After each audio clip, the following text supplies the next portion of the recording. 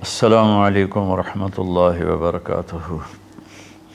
بسم اللہ الرحمن الرحیم، والصلاة والسلام علی رسولہ الکریم وعلی آلہ وصحبہ اجمعین، اما بعد۔ میرے محترم بھائیوں، بہنوں، دوستوں، بچوں، بچیوں، رمضان کی برکتیں اللہ تعالی ہم سب کو نصیب فرمائے۔ اب تو جاتا ہوا رمضان ہے۔ ایک مرتبہ اللہ کے نبی صلی اللہ علیہ وسلم اپنے صحابہ سے فرما رہے تھے کہ بنی اسرائیل میں 4 انبیاء تھے جنہوں نے 80 سال اللہ کے راستے میں جہاد کیا۔ تو صحابہ افسوس سے کہنے لگے، یا رسول اللہ، ہماری تو عمر بھی 80 سال نہیں ہوتی، کم لوگ ہی اس عمر تک جاتے ہیں، اور جب 80 سال کے ہو جاتے بھی ہیں تو کسی کام کے نہیں رہتے، تو پھر وہ تو ہم سے بہت آگے نکل جائیں گے۔ تو میں قربان جاؤں ان صحابہ پر جن کی دلداری کے لیے اللہ قرآن اتارتے تھے۔ سبحان اللہ۔ ایک واقعہ یاد آ گیا، ایک آیت آئی، لا یستوی القاعدون من المؤمنین والمجاہدون فی سبیل اللہ۔ یہ آیت آئی کہ گھر میں بیٹھنے والے اور جہاد کرنے والے برابر نہیں ہیں۔ جب آپ نے یہ آیت سنائی تو اس محفل میں ایک صحابی بیٹھے ہیں، عبداللہ بن ام مکتوم، وہ نابینا تھے۔ وہ کہنے لگے، یا رسول اللہ، میں تو جہاد کے قابل ہی نہیں ہوں، تو آپ کا رب کہہ رہا ہے کہ گھر میں بیٹھنے والے اور جہاد کرنے والے برابر نہیں، تو مجھے تو اندھا اللہ نے بنایا، تو میں اس نعمت سے محروم ہو گیا، تو میرے لیے کوئی گنجائش نہیں ہے۔ تو سبحان اللہ، جبریل دوبارہ واپس آئے ایک لفظ لے کر، پورا جملہ نہیں، صرف ایک لفظ۔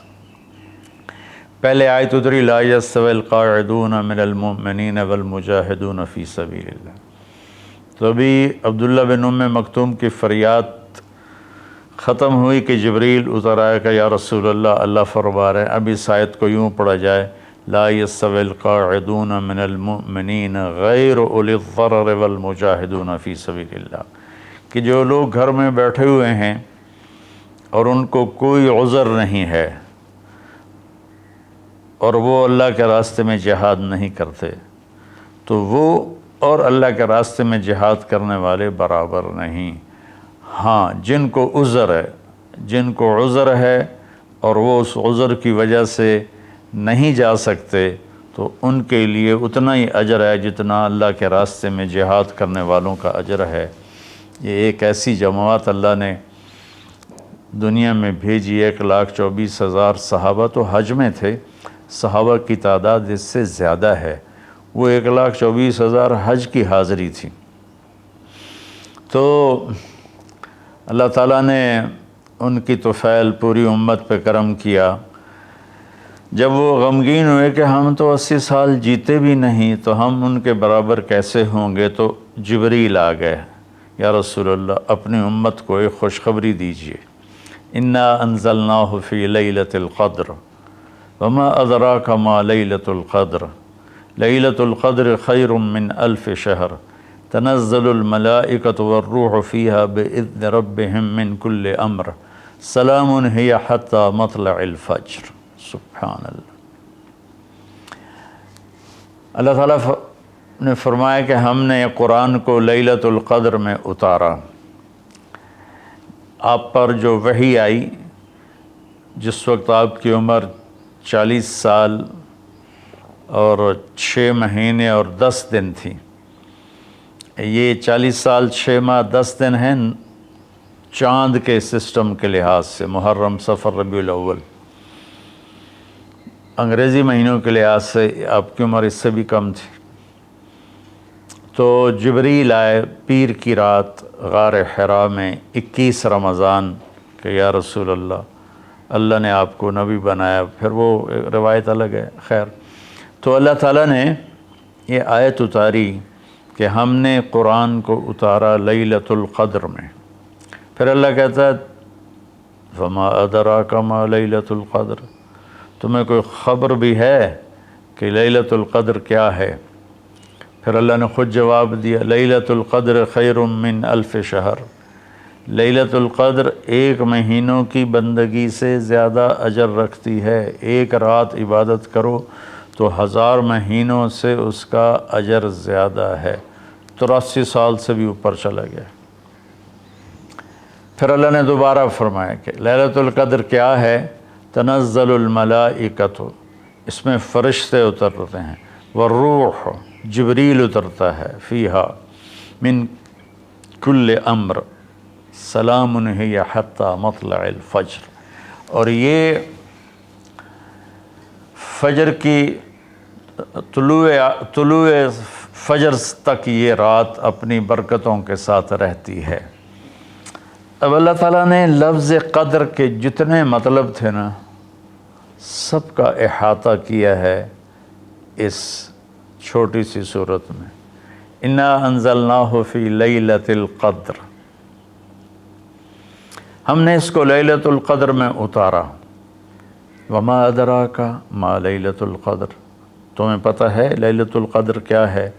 تو قدر کا معنی قیمت بھی ہوتا ہے، تو اللہ نے کہا لیلۃ القدر خیر من الف شہر، کہ اس کی قیمت 1000 مہینوں سے بھی زیادہ ہے۔ قدر کا معنی تعظیم بھی ہوتا ہے۔ تو اللہ تعالیٰ نے اگلے میں یہ ارشاد فرمایا کہ یہ ایسی تعظیم والی رات ہے کہ جبریل بھی آتا ہے زمین پر اور فرشتے بھی آتے ہیں زمین پر۔ قدر کا ایک معنی تنگی بھی ہوتا ہے، فقدر علیہ رزقہ فیقول ربی اہانن، تو اللہ تعالیٰ اسی میں یہ فرما رہے ہیں کہ اس رات زمین پر اتنے فرشتے اترتے ہیں کہ زمین تنگ پڑ جاتی ہے، تنگ پڑ جاتی ہے۔ اور قدر کا معنی پیمائش بھی ہوتا ہے، تو اللہ تعالیٰ نے کہا سلام ہی حتی مطلع الفجر، اس رات کی لمبائی چوڑائی کیا ہے؟ سورج ڈوبنے سے اس کی رحمتیں شروع ہوتی ہیں اور فجر کے طلوع ہونے تک اس کی رحمتیں باقی رہتی ہیں۔ اس طرح قدر کے لفظ کے ہر معنی کو اللہ نے انتہائی خوبصورتی کے ساتھ اس چھوٹی سی صورت میں بیان فرمایا۔ تو اللہ تعالیٰ نے ہمیں اتنی ہمارے ساتھ مہربانی فرمائی کہ ہم اگر ایک رات جاگ لیں تو ہم 83 سال کی بندگی سے زیادہ اجر پا سکتے ہیں، لیکن اللہ نے اس کو چھپا دیا۔ 21، 23، 25، 27، 29 ان 5 راتوں میں چھپا دیا۔ اچھا، چھپایا کیوں؟